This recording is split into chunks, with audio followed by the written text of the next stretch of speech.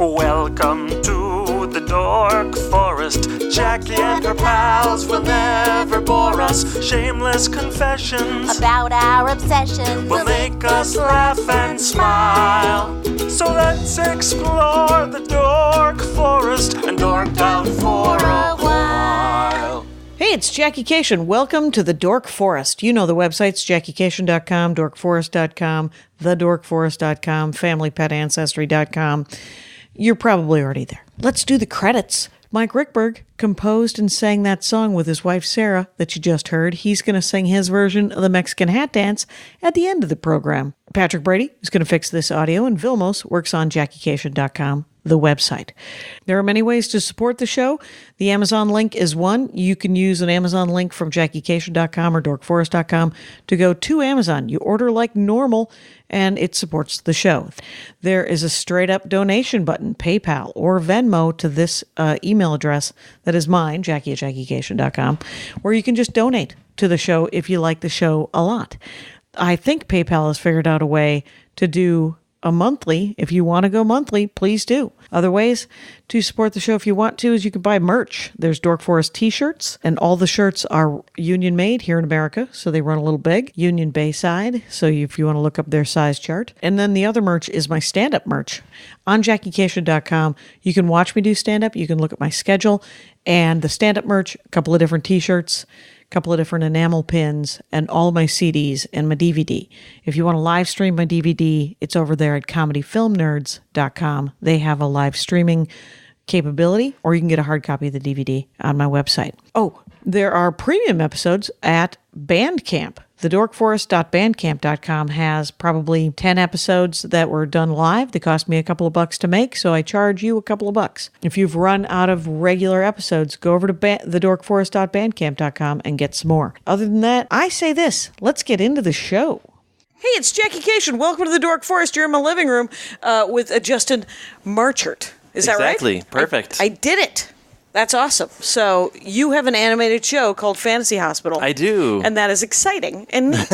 And but people should know it's at Justin Marchert on Twitter and Marchert and Justin, as in Justin. Yeah, the upside of having a super unusual, weird last name is that you can get the Twitter handle and you all. Win. Exactly, you win as far as all the social media stuff. The downside is nobody can pronounce it, and therefore no one can remember it or spell it. Right. Same with Cation. Oh, okay, you get it. Yeah, I get it, and it is. Do you hear Cation all day long? Oh yeah, people are constantly trying to ethnic it up. I hear ya. I ethnic yours up. I went with a Marchert because I thought people the do it French. all the time. Yep. Is it? Are your people English? At which point they say English, Polish, and German, and then probably French somewhere, but no one even knows where that connection fits in. It comes in Marchert. But it's got to be right. And then the English go, no. Right, exactly. We're saying Marchert. Exactly. And so, welcome to the Dork Forest, Justin. Happy to be here. This is exciting. Okay, so your animated show is Fantasy Hospital, and it's fantasyhospital.com. And then your website is justinmarchert.com. And Twitter and Instagram and all that is your name. So, we have that out of the way. Now we wish to discuss a television program, which I have seen the first season of and regret that I haven't seen the next, so I'm happy to hear about it, which is The Expanse. The Expanse. My brother has listened to all of the books. He loves the books on Audible. He should be doing this. Well, he would love to. He did the Lord of the Rings, and ever since he is like, why am I not doing it every week? Yeah. Yeah, and I was like, dude, why don't you have your own podcast? And but he will be happy possibly to listen to this one. So what... it's a sci-fi channel, right? Mm-hmm. Is that right? It was originally a sci-fi channel. Okay. And they did the first 3 seasons, which are roughly the first 3 books. Okay. But then they didn't renew for a 4th, but Amazon picked it up. It's not like one of these. I know. So, and it's coming. The 4th season is coming this year on Amazon. So they really picked it up right where it left off. That's kind of perfect. Yeah, I know. Usually, whenever this happens, it's like 6 years later, we're gonna pick up Arrested Development or right. Curb Your Enthusiasm, and it's like a completely different show. Everyone's aged. Exactly. It's a whole different thing. Everyone's doing other projects, right? Like Arrested Development. Right. We're trying to squeeze them all together somehow. Right. You got to get them back. Right. In. But this one, they really had the foresight to just kind of pick up the reins right where they left off. Yeah. I think it was the same month. I think the same month great. that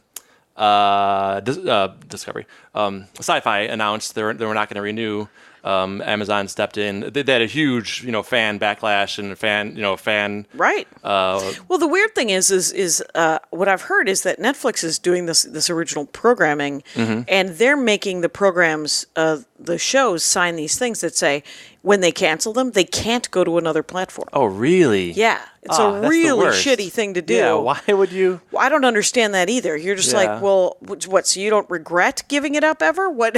I mean, that's what it feels like, right? I mean, it's like everybody wins when they have a more life somewhere. People Everybody are still wins. interested in it now, and they're still interested Actors in the old still Netflix work, episodes right? from before. Writers still work. Why would you? Yeah, you do that just because you don't want to be sad that you gave up something. Yeah, I guess so. Which is just lame, lame. For sure. Gold lame. And so, Justin, here's my first question. Who wrote it? Do you remember who wrote the books? Yes, the books are... Thank the God. author of the books is James S.A. Corey. James S.A. Corey is not a real person. Oh, really? It's two authors, Daniel Abraham and Ty Frank. And Okay. James S.A. Corey is their pen name. Oh, okay. I want to say James is Daniel's middle name, and Corey is Ty Frank's middle name. Okay. And then the middle initials, S.A. This is so deep. I don't know. No, that's Who's perfect. going to want to care? The middle initials. Rangers of the Dork Forest would like Okay. the minutia. I hope so. Yes. The middle initials are, I think, Abraham's daughter's initials. So I don't know why he got additional daughter credit. Right, his in the daughter name, got credit because but she's he did. adorable. Right. Anyway, it's people become if you're- crazy when they're parents. But do you have a lot of German listeners? I have some German listeners. Because Hi, Germany. In Germany, Yeah. it's only James Corey, not James S.A. Corey like it is everywhere else. So I thought I should include... Just in case Exactly. the people of Germany... I don't want to confuse our German... our German listeners. Well, welcome, German listeners. I don't get enough... I don't Tag. get enough, yes, I don't get enough email from the German listeners. It's Jackie at JackieCation.com. Give a shout out. Anyway, so and how many books are there? Are there only 3? I think they're on... I think there's 8 novels of a 9-novel plan. I don't know why you wouldn't just make it 10. but Interesting. I think that's the goal is because 9. trilogies. Yeah, That's why. maybe it's 3 trilogies. Yeah, Good yeah. point. I didn't think about that. But there's also a bunch of novellas. Okay. So like there's in the universe. Altogether there's probably 15 or so at this point. It's a fascinating. I mean, I have seen the first season. Here's what I know about it. It feels like a space political drama, like and space opera in the fact that there's action and noir-y. Like it's sort of cyberpunky noir kind of. Like he wears that hat in the first season. I don't know. Yeah, you're talking about Detective Josephus Miller. Yes. Played by what's his name, Thomas Jane. Okay. And yeah, it's like a detective story. Yeah. Something's gone wrong. A rich heiress girl has gone missing in season 1. That's basically the That's the plot. The starting plot. So this detective's got to find her and figure out what's going on. And as it unravels, we learn there's a whole political angle deeper, to it, right? And there's a whole political world, like there's like planets upon planets upon planets. Yeah, I guess we should back up and talk about the structure we're talking about. Because the first season is entirely just following him, sort of, because he's just a cop, right? Right. He's just a cop. Is he a cop on the? Does he take? Is he a corrupt cop? I forget. No, he's a good guy. He probably has There's done some grift. He's done some shady things to get the job done. Right, I believe. we suspect. Right. But he's not like a cop on the take. He's not out for. He's not the bad cop. Right, but he's probably done some questionable motive. Oh, sure, because it's noir. Yeah. Exactly. Okay, so so the first season is him stumbling onto this case. Right, he's trying to find Julie Mao, who is like this billionaire heiress, and what's gone wrong, and then but soon we get into the Rocinante crew, which has are to what? the crew of the spaceship Rocinante. Okay. And they're kind of more central to the story than Detective Miller is. Okay. That's Captain Jim Holden and his officers Naomi Nagata and who are the other ones? Amos Burton, and you know who I'm talking about, the main foursome that are like just flying around in this Star Trek style, like Junker kind of thing. Right? Right. They start out as they're working on the belt. Okay. The belt is the asteroid belt that exists between Mars and Jupiter. Okay. So like far reaches from Earth, and I think the reason the Expanse started out in the first place, the Expanse refers to expanding out from Earth. Okay. We've gone beyond Earth to Mars, and the belt, turns out it has all these resources. It's ice and water and it has I think everything needed. Right. I think it's got like oxygen, gas, and stuff like that. I think it's more than just water. So anyway, Earth is way overpopulated by now. This is a couple hundred years in the future. Right. Or 20. Right. I know. It's the same thing. It could be sooner than we think. So the world has expanded. A lot of people have been born and raised in the belt area for generations. Okay. So he's one of those people. Okay, so he was raised sort of on a space station on the asteroid belt in between Mars and Jupiter. Yeah. Okay, and it's essentially mining. That's the work they're mining there? and miners? getting stuff out of it. Okay, that's why there's this whole belt connection in the first place. Okay, so and he's a cop on the belt or on the station that he's on, right? Yeah, I think it's the big major station on the belt is Tycho Station. Okay, I don't remember if it's. I think that's where he's based, his home and everything is. And that's on the biggest asteroid on the belt, which is called Ceres. And getting deeper, this never comes up in the show, but I learned it while teaching a special needs kindergarten class this past school year. Really? I substitute teach during the school year because comics have day jobs. Exactly. Fair enough. Comics at my level, I should say, have day jobs. Right. I had one for many 1,000 generations. Yes. Awesome. So anyway, we were doing, well, first of all, the whole world heard 10 years ago or so, Pluto was demoted as a planet. Right. We went from 9 to 8. Yep. It's now a dwarf planet. So I was playing like these movies for kids about like the 8 planets and their Jupiter and this and that. And then the second follow-up video is the 5 dwarf planets. And I'm like, never heard of that. Yeah. But starring Pluto, but then there's 4 others, and one of them is Ceres within the asteroid belt. Okay. That's like basically the biggest. So the asteroid in the belt is real. Right. The asteroid belt is real. Right. Okay. It's a real thing. They decided to pick out like real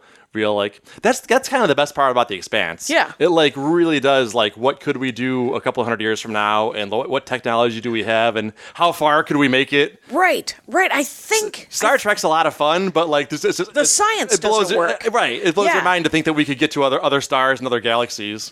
Right. I think that someone was telling me that the reason we should watch. Yeah, I think it was Robert Hurt, who works at Jet Propulsion Labs. Oh wow. As an astrophysicist, he's been on the program.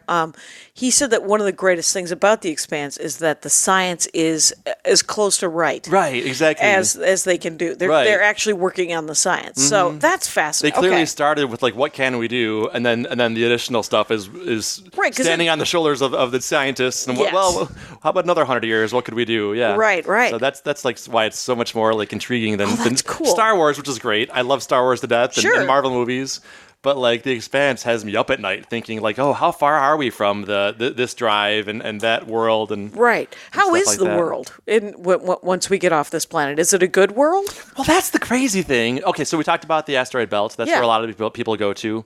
Before I forget, another thing I learned in this kindergarten class is that like one theory about how the asteroid belt came to be is that there was another planet there between Mars and Jupiter, and it broke up at some point, maybe because of Jupiter's massive orbit pull or whatever, and became this asteroid belt. Okay. So like that's what a blown up or whatever destroyed planet could do. It could become just like an orbit of stones around it. So I thought that was kind of crazy. That is crazy. I know, that's a story in itself. Someone wants to do a story about what happened billions of years ago. Anywho, okay, so the big within the world about 3 worlds. Yeah. There's Earth. In the Expanse universe, yeah.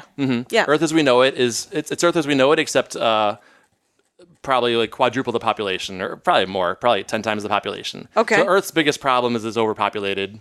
They don't show a whole lot of that. We don't see a whole lot of people living in the streets and fighting for food. We basically see it's not District 9. Right. We're not seeing that. We see the interior offices of government buildings all the time. Okay. So I think they could do a little better job of showing why anyone would leave Earth. And the belt is the place with the resources. But so that's a big blue collar, working class, world. Yeah. And they do actually a really cool job with making the belt its own culture and society. Okay. Like they all speak this like sort of like pidgin English. Okay. And they all have like tattoos and like it's kind of like what do you call it? The Road Warrior world. Okay. Yeah. It's like this Thunderdome post-apocalyptic right, exactly. kind of. It's got this like a post-apocalyptic feel. Yeah. And then the third world is Mars. Okay. Mars, it was the planet of Mars. The planet of Mars, exactly. Okay. Has been settled. It was right, exactly. It was settled by Earthlings. I think they usually say Earthers, who decided to go out and start a new utopia, a new colony. Okay. Again, generations ago. Yep. Probably 100 years ago or something like that. And so they don't have the population problems. Oh. They have they got everything like clean and nice and. Oh, is it nice? Efficient. Well, that's the thing. It's still Mars. It's still atmosphereless. So right. everything they have is still in like bubbles and tunnels and there's no sky there's no or terraforming. anything. Right. Okay. But here's the thing. They're talking about terraforming. They have terraforming plans and ideas underway. But they can't stop warring with Earth. Oh, really? And by war, it's more like a Cold War. It's more like a weapons race. And well, if you guys, because they're everyone's fighting for the same resources on the belt mostly. From the belt, right? So there's been this kind of deadlock underway for decades, maybe centuries. Though, if you would think, if you could get if there were 80 billion people on this planet, and you could get 70 billion of them off, you should be able to have the resources that we have today. You'd think. So it's a lot. Where Mars would need them more, since there are no resources, right? Right. Interesting. Right. But so that's the fight. Right. The fight is kind of the struggle for resources and power in our solar system. Okay. And what is and where do the people on the belt stand? They don't care. They just want to make money. Do they want to go to Mars or back to Earth ever? Good question. I don't think so. I think the belt is kind of the belt. Like it has its own. It sounds like a really temporary place to be. It sounds like they're just. Yeah. But I mean, some of these like series, the asteroid is like the size of our moon or something like that. And so there's generations of generations. They just people live have been there forever. Right. Yeah. It's like I don't know, maybe taking a crab fishing job in Alaska. Yeah. But people just kind of stay and colonize and stick around or something like that. Okay. It seems like a faraway bad deal at first. But it just becomes a way of life, I think. And do they all live because there's no atmosphere on the belt, right? They all live inside on the belt, right? It's all, they have different There's no sky. Right. Okay. Right. And that's the biggest thing that's hard to believe why people would want to live on the belt or Mars. Yeah. Like the Mars people talk about how wonderful it is, but it's like you can't even see the sky. Right. You're still one character gets taken to Earth for one day, and she's like amazed by the ocean and the sky and everything else. And it's like really hard to believe that people would deal with these containment fields and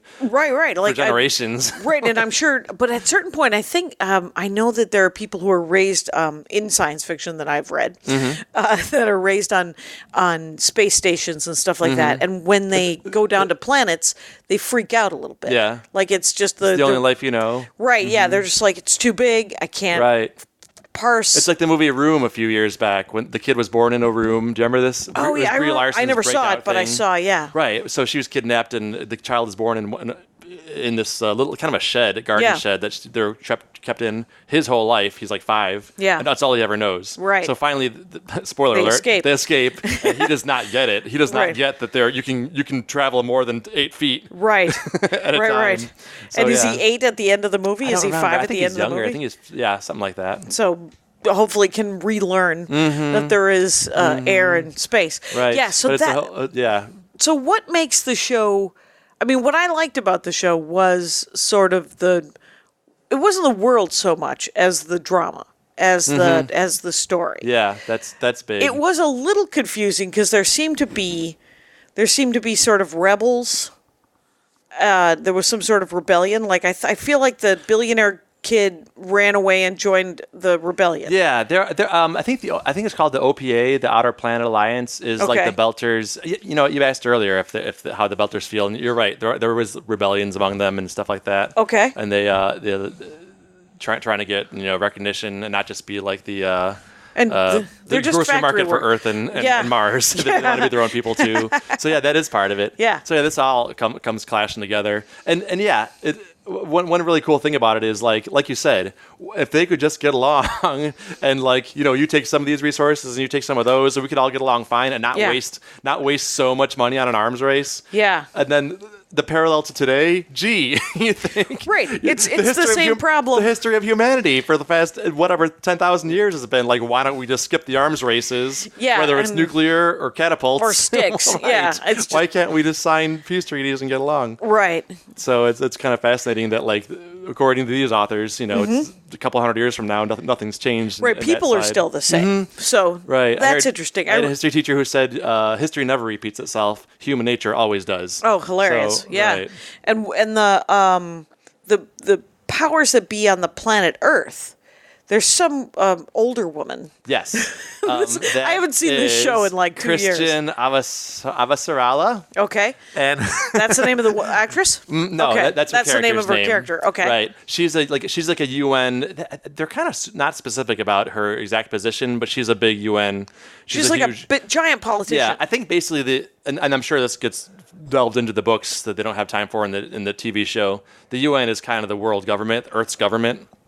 And she's big among them. Okay. So she's a major player politically. But she isn't like the president of the world. No, there is a guy who is the president of the world, and we don't see a whole lot of him. Okay. He's busy doing other things. So he's busy being a figurehead. Right. Yeah. I think basically she's a few levels below him. Yeah. But she's passionately against war. She does not want. Everyone's been worrying about Earth Mars war. For decades. Right. It's USA, USSR, Cold War kind of thing. If we can avoid this, is her big passion. Okay, so that's her thing. Mm-hmm. And is there another politician who wants it?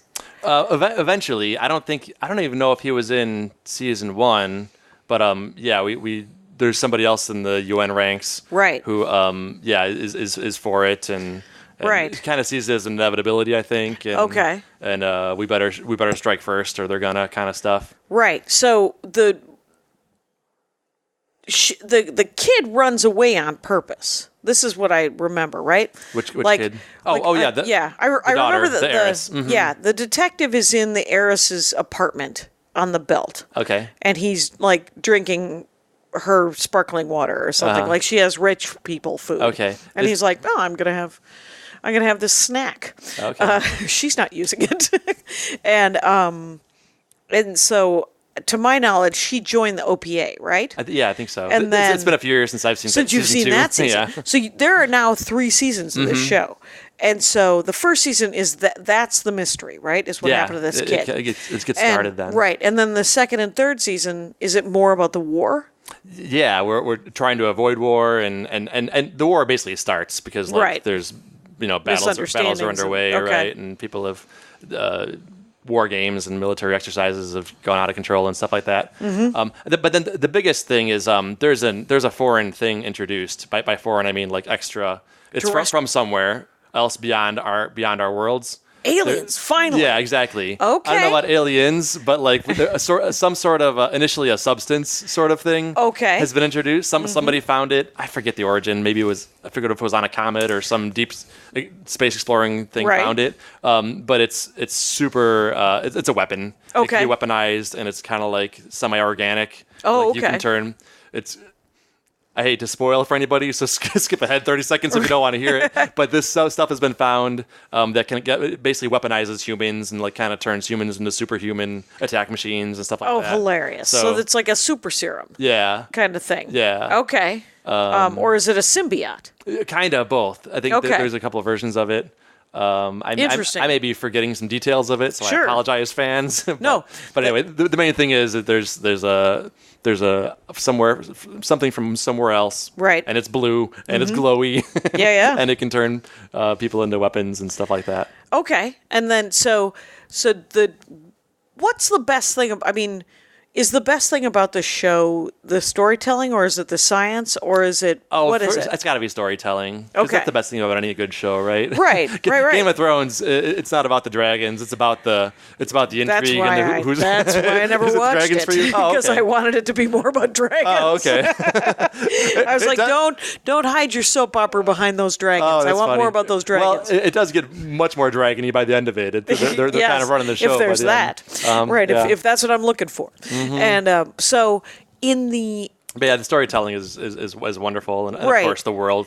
That they've and built. so the story takes place parallel, sort of on Earth, on Mars, and on the Belt, right? And Yeah. on ships. yeah, it's all at the same. And so are there sort of four, like it's an ensemble cast, obviously, Oh yeah, right? for sure. So if there's We're constantly bopping between what's going on Mars and Earth, and right, and so like I'm sure the politicians don't know the ship people. Yeah, they don't know yeah, that exactly. they're not aware that they specifically exist. They're just like, oh, eventually they do. oh, do they? Right. Okay. Eventually the worlds collide and Oh, and people good. come together and stuff like Because that. yeah, that's what I definitely want. Oh, I want yeah. worlds to collide, and so Yeah, your girl, what's her name? Christian ends up going on a diplomatic mission, and she ends up being rescued by the Rocinante crew. Oh, the- okay. The space foursome Yeah. that we're talking about, and so yeah. So then things she come does together meet certainly them. by right. Oh, certainly by interesting. season 3. Okay. And so season 4 is going to start. And was there also some problem? Wasn't there a bone density thing? Like, don't they actually try to address the fact that you can't go back to Earth because your bones are? Oh yeah, I forgot about that. There was something yeah. about little kids and That's a real world problem. We've talked about Mars missions, and you lose bone density in no time if you're not using it. Yeah. Like, we take gravity for granted. It's true. But Ooh, it's can they super control- vital for everything. They can control gravity in this show, right? Yeah, they have this like spin thing. You can like make a spaceship or a station or spin. In fact, they made the asteroid series spin in the belt. That's why they have okay. gravity there. Oh, interesting. I guess I was taking a look at book versus movie Yep. or show differences, and one big one is there's a lot more anti-gravity scenes in the book and the stories. Obviously, they take a lot more time and effort to make them in the TV show. Right. So the gravity machines are working most of the time. Yes. It's only here and there when somebody gets attacked and is thrown out of whack that they're out of gravity. Yeah, it's just because you have to shoot that. Right. Do you remember the pilot episode? There's like there's basically a famous space sex scene. I think so. Yeah, like the lead, Jim captain Holden, of the right. Yeah, Right. He's there's a love scene with him and a girl. Yeah. Anti-gravity. comes into Right. And they're kind of floating through the room. Yeah. And, Oh, so yeah. it's kind of a really interesting scene. yeah, that was a great scene. Okay, So they address the anti-gravity some. But like beyond just like people are floating around, we learn like how important it is. There's a big battle in season 2 or 3, I forget when there's a ship that's lost its gravity drive. And so like they have all these wounded people, and it turns out like without gravity your wounds don't heal. If you have bleeding in your body, Yeah. it like floats away and doesn't do the stuff. It doesn't heal. No, all the earth remedies What? are based on like gravity, and Yeah. things will settle down. Oh, And if you that's don't have fascinating. gravity, right? You're like your inner internal bleeding Yeah. is just gonna kill you and stuff like that. So they have to make a massive like another ship has to like swallow its pride and take in the refugees, and so they can have gravity to heal Yeah. and stuff like that. So it's Oh my super cool gosh. how they address these things that we don't even think about, because like we live in our tiny little capsule of a world where everything is. Do you have there's a always science- oxygen. There's always gravity. yeah. Do you have science background? No. No. So this is kind of a fascinating learning reveal. For Fascinating. My ad. I'm about to do an ad. Rangers, this is an ad for Function of Beauty. That's right. It's Function of Beauty, by the way.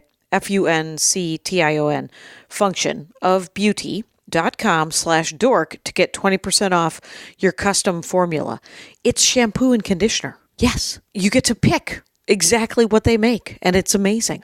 You should know that it's vegan and cruelty-free. Function of Beauty addresses more than just one hair need, right? So, like, if you go to the drugstore and you get a brand of shampoo, it'll address a single concern, like volume or strengthen. With Function of Beauty, you can choose up to 5 hair goals to add to your formula. So I did it. I took the quiz. The quiz takes about a heartbeat. It is amazing. It is very quick. So the Function of Beauty individually formulates every bottle of shampoo and conditioner based on your hair type, your hair goals, and your preferences. You can select your color and fragrance. I picked a pink and a purple because why not? Why not have purple hair shampoo? I love it. Anyway, you can opt for dye-free and fragrance-free if you want.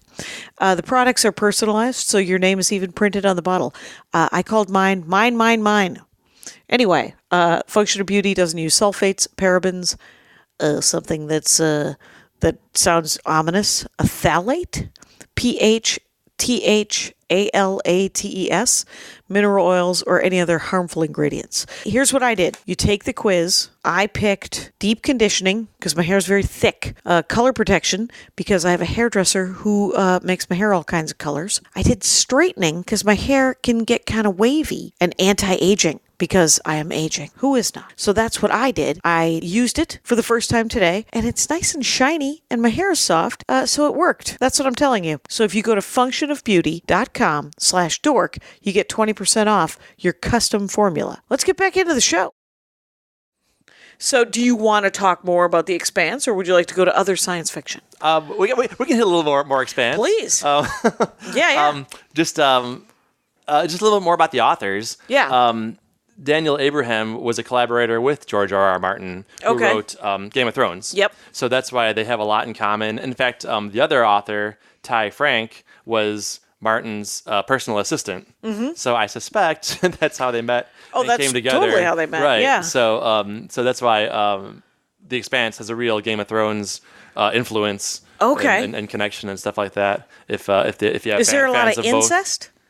No, it's lacking. It's lacking in incest. As far as that goes. With that. For Game of Thrones connections. It's my Game of Thrones. I was just like, and do they end up killing all the people that are good guys?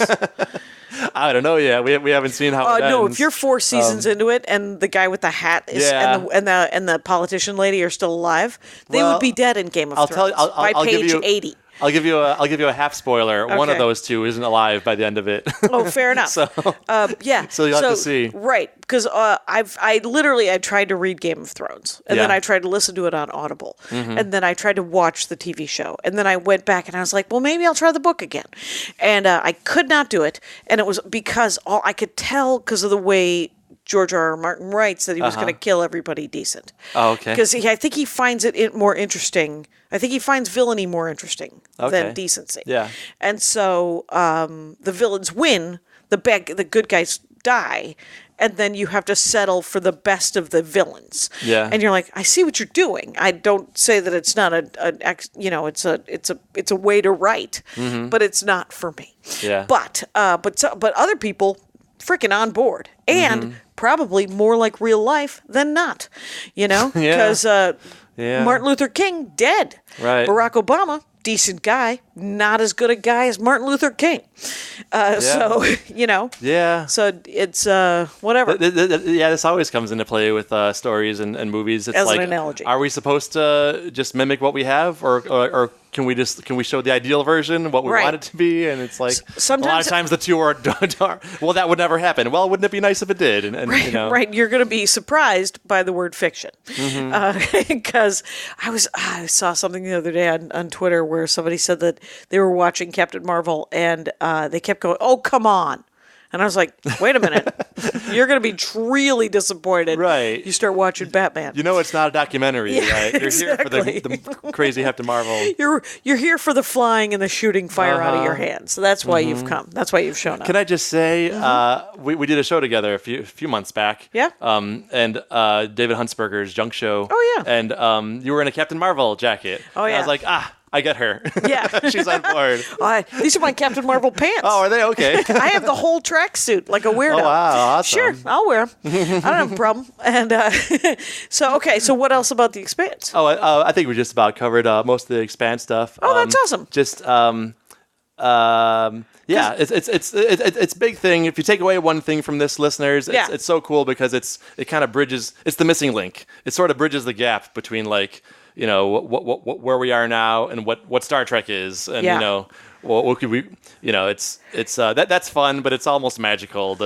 The warp drives and the teleporting and all this super easy fixes. Right, and it helps you think about the next generation of science. That's what I do love about science fiction. Expanse is all about like where we really could be not far from now. Who knows what alien technology will show up on our doorstep? Probably something. Oh yeah. Whether or not it's this is something else, but like something influencing and tipping the tides of war and stuff like that will probably come up someday. Sure. So universe is a big place. It is a big place. So I saw Terry Pratchett. You mentioned Good Omens. Did you get to watch Good Omens? Yes. Did you? Yeah, I saw. Yeah. Well, I saw 4 of the 6. I'm two episodes behind. Awesome. Turns out I've read the book several times. Oh, okay. I know what's about to happen. You know what's going on. And but I thought the adaptation was really great. Okay. I thought they did a pretty good job. Okay, my guy, his favorite book ever. He's read everything, and his favorite book is Good Omens. Okay. So it had high expectations for me going in, and he loved the adaptation. How did you like it versus the book, by the way?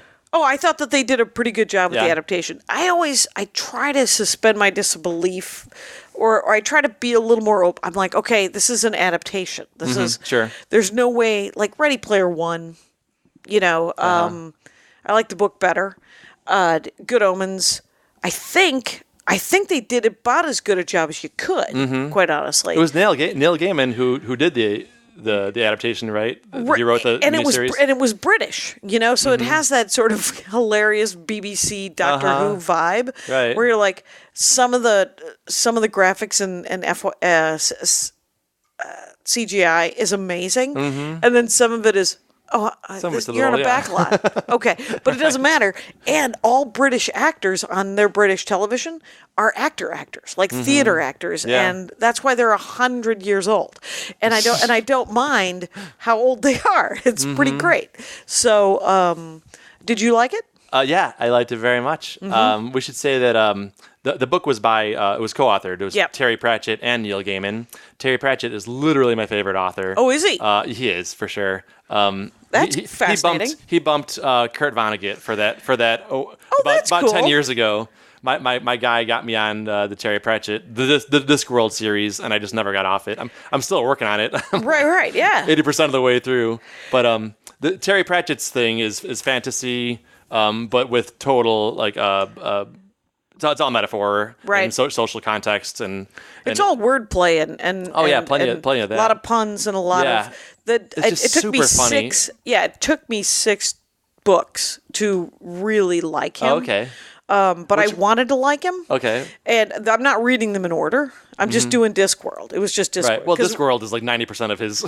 Right. So I read Good Omens, and I had read Sandman and a lot of I don't know much Neil Gaiman. I haven't read Sandman and stuff. Right. Well, what I liked about Good Omens so much is that what Neil Gaiman did for Terry Pratchett was he took Terry Pratchett's silliness and smartened it. And what Terry Pratchett did for Neil Gaiman is it took his pompous seriousness and lightened it the fuck up.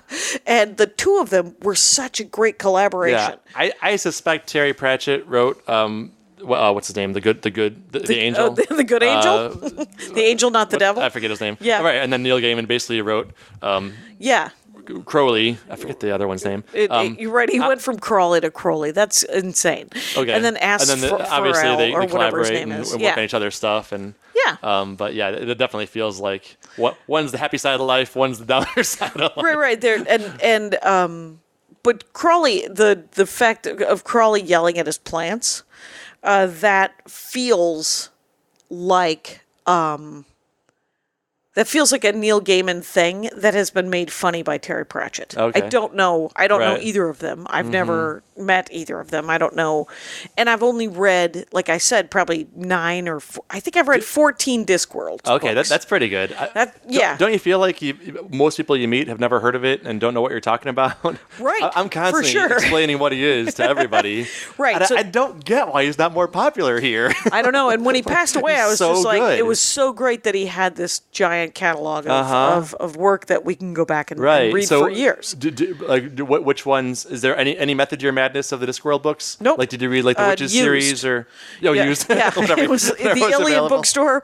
Yeah, whatever they had Okay. sitting on in paperback. Yeah. So you can do it that way. You can do it because they're not super connected. They're not. they're they're all in the standalone same stories world. in the same, and so the characters recur, right? Mm-hmm. And each book is its own thing. Explain Terry Pratchett's Discworld, though. Terry Pratchett's Discworld is his fantasy world. Mm-hmm. It's literally a disc-shaped world, so it's a flat Earth, if you will, and it's being held up by 4 massive elephants who are being held up by a massive turtle. Right. I think his name is Atuin. Floating through space. Right, so there's a plate with 4 elephants on top of the back of a turtle. Mm-hmm. And the turtle is the thing walking around the universe, right? Right, or something? floating or whatever it's doing. Yeah. But that, which sounds crazy bizarre out there, but it rarely even comes up. It never comes up. Once in a while it does. Right. But it's basically just a world. It's a medieval world. Yeah. So it's like Game of Thrones. It's sort of technology. sorcery. It's sword and sorcery stuff, and the wizards, and there are good guys and bad guys and bad decisions galore. All the fantasy stuff you need. Yeah. The good guys are very good. The bad guys are very bad, and stuff like that. And the good guys are often very, very dumb. And it's one of my favorite things. Do you know about Rincewind? Have you read Rincewind? No. He was his go-to original protagonist character. He's a dumb, failed wizard. Okay. He keeps getting pulled into adventures beyond his control and stuff like that. Okay. He's probably the star of, I don't know, 7 or 8 of the books. Oh, wow. Of the 50. Right. So there's a good chance you haven't come across him. Right. So, but he's the perfect hapless, But he is a wizard. Yeah. And is wizarding actually, I don't or even. is it I think he integral? failed wizard school. I Okay. don't think he ever got. By the end of it, he might be a wizard by unseen economicals. But initially, he's like a wizarding school dropout. Okay. But he's like he's a fave Do character. people go to? I forget. I haven't read them in so long. Mm-hmm. Do people go to wizarding school because they have aptitude, or do they go because it's like going to tech school and you need to get a degree? Good question. Yeah. I don't remember. I'm sure they addressed that, but I can't remember if you need to be able to bend spoons when you're 5 to get. Right. Is it like a Hogwarts invitation? Are people born magical and born non-magical? Like to use the Hogwarts. Yeah. To use a Harry Potter I don't remember. analogy. Yeah, me neither. I suspect so. Interesting. But yeah. So I'm what not else has he sure. written besides the Discworld? I haven't. Terry Pratchett? Yeah. Because I can't think of his first anything. book was called The Carpet People, and it's about a whole world that exists in your rug, literally. So like it's about micro people and like they're warring with each other. And I think like the bad guy is the vacuum. There's Literally the vacuum there's talk of a mega weapon called the vacuum or something like that. I haven't read it, but that's what I've heard about it. He is a goof. I know. He he's a is total goof. hilarious and a goof. Right. Yeah, if you have never read Discworld, pick it up, or Terry Pratchett. It's the best. And a good gateway is Good Omens. Sure. And it's and the TV show. I would because it's such an easy read, I would recommend people read it before they saw the show. Okay. Just because, did you read it before they saw the show? You just saw the show? I just saw the show. Okay. Because I'm trying to get through the Discworld series. Oh, yeah, which is going to take the rest of my. Well, the problem is that is the problem with the fact that there's so much content right now. I read before I go to bed at night, and I usually fall asleep in under a chapter. Right. I read about 7 or 8 pages a night. So right. It takes me 3 months to read a book. Exactly. Which I'm not proud of. No, but there's so much stuff to read too. Mm-hmm. So a day doesn't go by. Someone doesn't tell you have to read whatever. And you have to watch a TV show or you have to see a movie, and there's only so much any of us can do. So, but I would say if you prefer to read than to watch TV, some people do. I do. I would recommend reading the book instead of watching the TV show, even though I really did like the TV show. I thought the production was quite good. Yeah. But the book itself, Good Omens, is essentially it's about an angel and a devil who the devil or the Crawley he was the serpent, and Asphodel, or I forget his name. Oh, that's right. It was the angel was the guy who guarded the gates of the Garden of Eden, and so they've known each other since the beginning of the world. When the humans are kicked out of the Garden of Eden, Asriel gives the humans his sword, they looked like it was going to be hard out there. So he just gave them the sword. And then Crawley was like, what's wrong with knowing things? And so it's essentially this incredibly tongue-in-cheek but really important discussion about the nature of what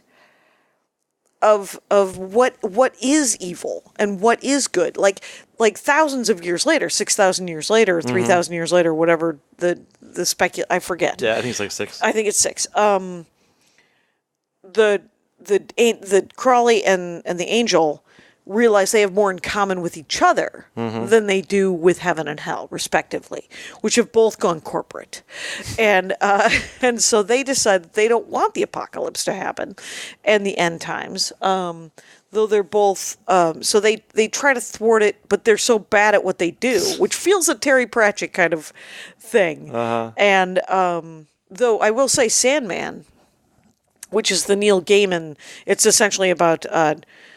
It's a graphic novel? It's a graphic novel. See to your right? See those large tomes? Oh my goodness. Those are leather-bound versions of them, and they're gorgeous. And it's very, very compelling storytelling. It's about essentially the 9 endless, and they're 9 gods essentially. And Dream is one of them. The Sandman is one of them. And it's Dream and Desire and Destiny and Death, and they all start with D. And so. The story of Sandman is such a great story of how he is being held captive in the beginning of the Sandman series, and how he escapes and the revenge he takes, and then it follows his life through these 75 or 150 comic books that Andy handed me when we first met. Oh, okay. He's like, you're going to want to read this. And then the next thing you want to read is this thing called Lucifer. That's what happened to me. I got told you want to check out this 2 shelves of Terry Pratchett books. Exactly. I was like, well, I picked it up one night. I'm like, well, let's flip through this. Right. And I got hooked. I think Good Omens came out after Lucifer, which was a spin-off of Sandman that he didn't write. Mike Carey? Yeah, so Neil Gaiman, there was a spin-off of Sandman called Lucifer, because at some point during Sandman, Lucifer comes to...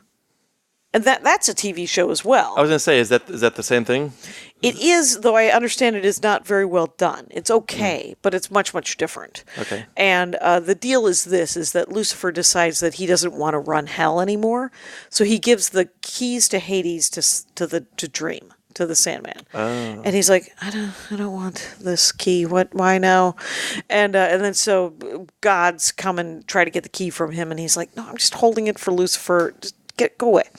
And but Lucifer, the great Mike Carey spinoff of this, is actually a very funny. That is kind of paralleled. I think Neil Gaiman got, because it's about Lucifer. He hates, and Sandman created this character, or Neil Gaiman created the character where he doesn't like the God's ineffable plan. It's this whole thing about how God has this ineffable plan, which is just a cop-out. Because whatever you choose to do, God can then go, no, I knew you were going to. No, I knew you were going to. Right, yeah. I agree. I always hate the, like, God has a plan idea. And it's like, well, why do we do anything if there's a plan and there's an inevitability? And it's... You have to, the thing is you can fight the plan or you can not fight the plan. Mm-hmm. You can live with the consequences of fighting the plan, or you can rant and rave at the sky. Right. that you whatever. But so that was one of the reasons I really like Good Omens. And Terry Pratchett. I mean, in the end, Terry Pratchett has that great kind of vibe where he everyone should just choose to do things correctly and or with some compassion, and then when you don't, you're gonna fuck up. It's gonna be, and that's gonna cause the drama of that. Yeah. So, what now? Yeah.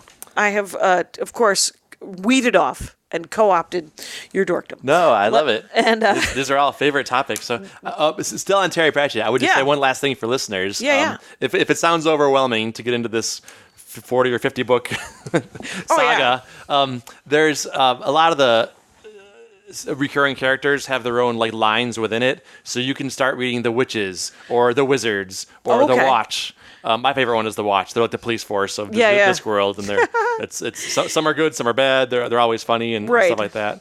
And Keystone Cops a little bit. Kinda, yeah. They've talked for years about a TV show adaptation of The Watch because it's perfect. It's a procedural drama in a fantasy world. It's like so ready for it. So I don't know what's taking forever, but the material's ready to go. Right. There's plenty of who knows? content. One thing that I remember hearing about Terry Pratchett requested within his lifetime was that like. He didn't just want like a 2-hour feature film of a book just to put a movie out. Right. The only books that got adaptations got like 4-hour miniseries adaptations because like he wanted everything in there. There's an adaptation of the Color of Magic, the first one, and the Hogfather, the Christmas one. They're all like 4 hours each because he did not want to settle and compromise. Yeah. Which is kind of like more power to him, except people just don't know who he is because there aren't like movies in the theaters of him and stuff like that. So I saw Hogfather. It is it's a Christmas. It's a very distinctive Terry Pratchett Christmas weirdness. And what is that one about again? I forget who the Hogfather is. The Hogfather is Santa Claus essentially, but he's like a pig-shaped character. And something there's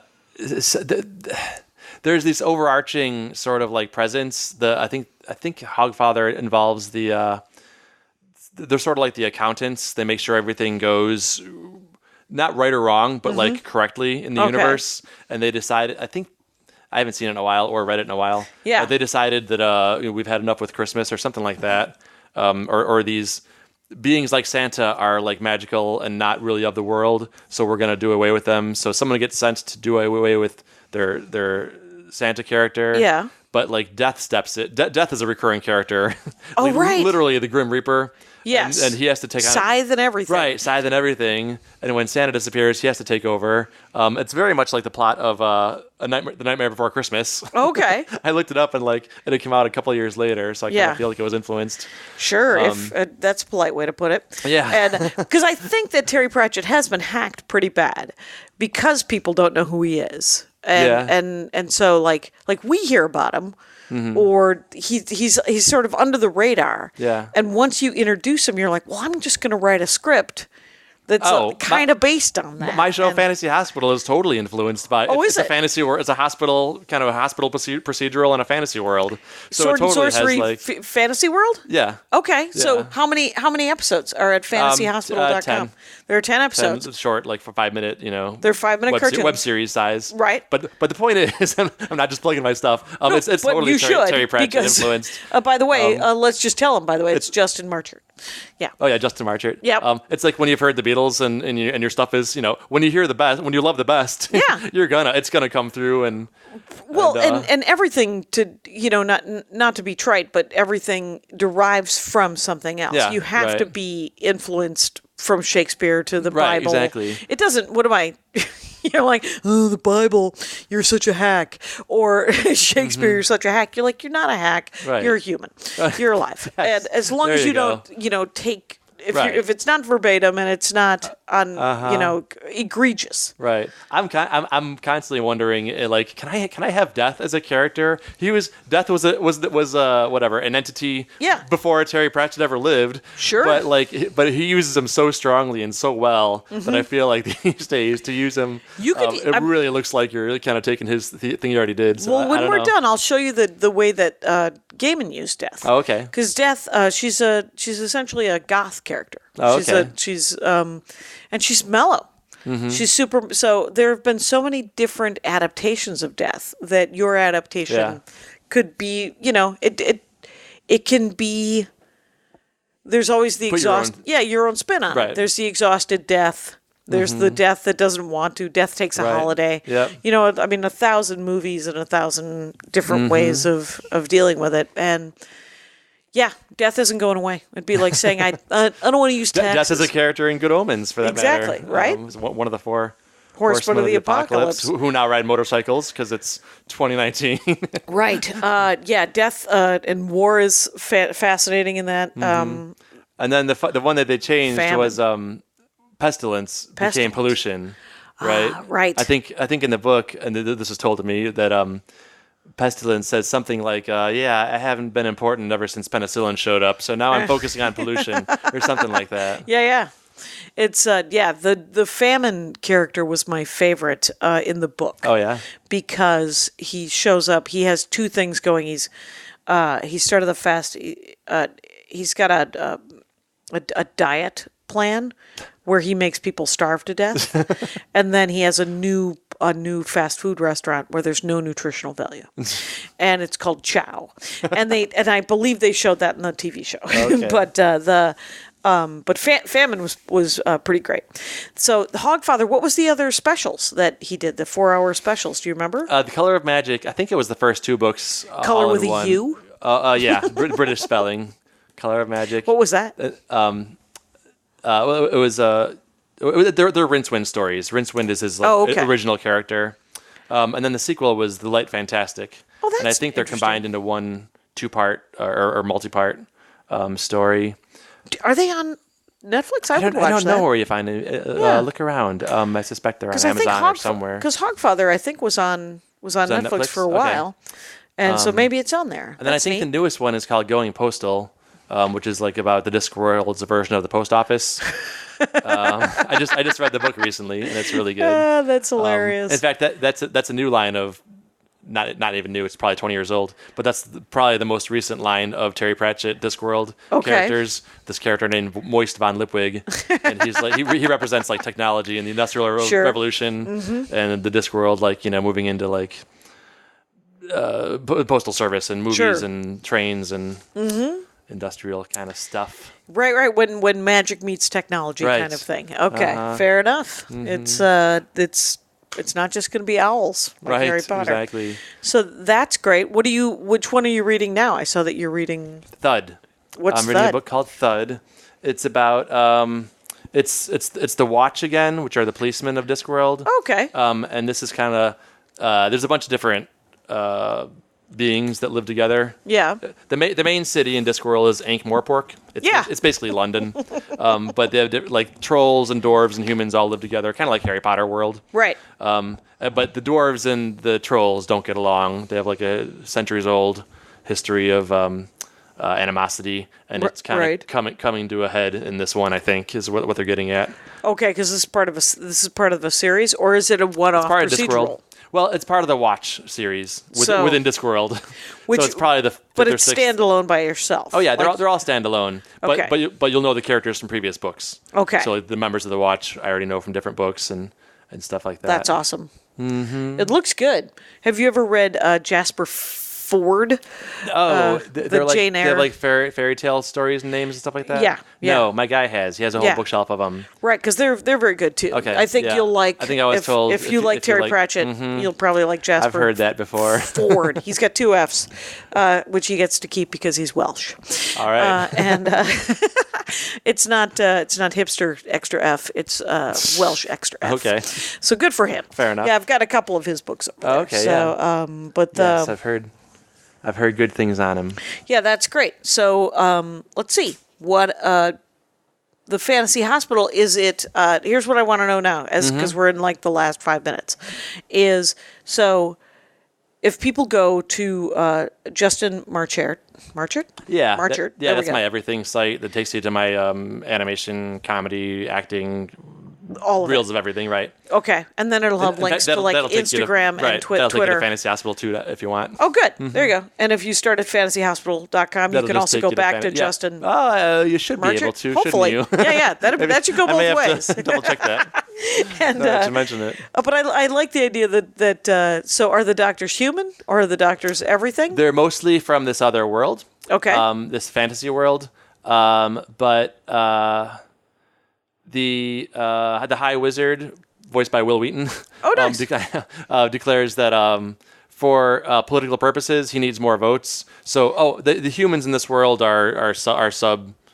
They're the lowest life form. Oh, interesting. Humans, right? Pets. I wouldn't go as far as pets, but they're like they're they rank well below elves and dwarves and everybody else. The wizard needs more votes for his upcoming election, the High Wizard, so he declares votes for humans. And we're going to treat them well and treat them in hospitals. So the doctors are like, oh, we need to find a human who knows how to do this. So they tap into the internet and they find and they get porn for the first 3 days. Sure. And then eventually they sort through it and find out there's a world called Earth, and we're gonna get a doctor from there and pull him over here. And of course they get the wrong one. They get the idiot, but school dropout son of the genius of doctor, and then, so close. That's kind of the premise, yeah. Yeah. Oh, that's great. So fantasyhospital.com.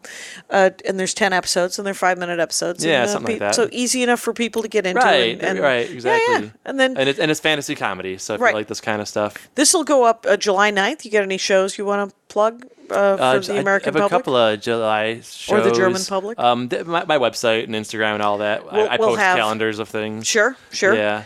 I got a San Diego show Wednesday. Oh yeah, in 2 days, so it's right. well You're gonna miss it, right? But I always have stuff going on coming up. So, and do you do the Huntsberger junk on a regular? Not super. I've done it a couple times. Okay, me too. And David Huntsberger has been on the Dork Forest. Rangers will remember him. What did you guys talk about? Horses. Oh, really? Yeah, he's a horse dork. I didn't know that was his thing. Yeah. He likes to put his face right behind the nose of a horse and smell the horse right there. Oh, wow. That is a very specific part of a horse that he would like to smell, and he says it smells just like new cut grass. Oh, wow. And he says it's his favorite part. And his dad and his uncle wanted to be cowboys, and so they became cowboys. Wow. I did not know that about him. It's pretty great. David Huntsberger, very funny, has a good show, and then... Yeah, it's a really cool show. They do stand-ups as well as animation. Right. So that's how I got involved with them. We played episodes of Fantasy Hospital at perfect. At his thing. Yeah. And, I think I learned about him listening to Allison Rosen's podcast. Right. And she's a voice on Fantasy Hospital too. So fair enough. I think I've done Allison Rosen's podcast. Allison Rosen is your best friend? Yes. I'm sure you have. She was, I believe, she became my new best friend for an hour. Awesome. It was very exciting. And, but people should definitely go out and find your animation. And thanks so much. Yeah. We were going to talk about animation, but I don't know. That's okay. We got plenty. We got 30 minutes of Expanse. We got Sci-fi 25 minutes alone, of Terry Pratchett. It has been, thank you very much for being on the show, Thank you so much for Justin. having me. It was wonderful. Sure. And Rangers, you know the rules out there. Take care of each other. My hat. They're dancing around my hat. My hat. Well, what do you think of that?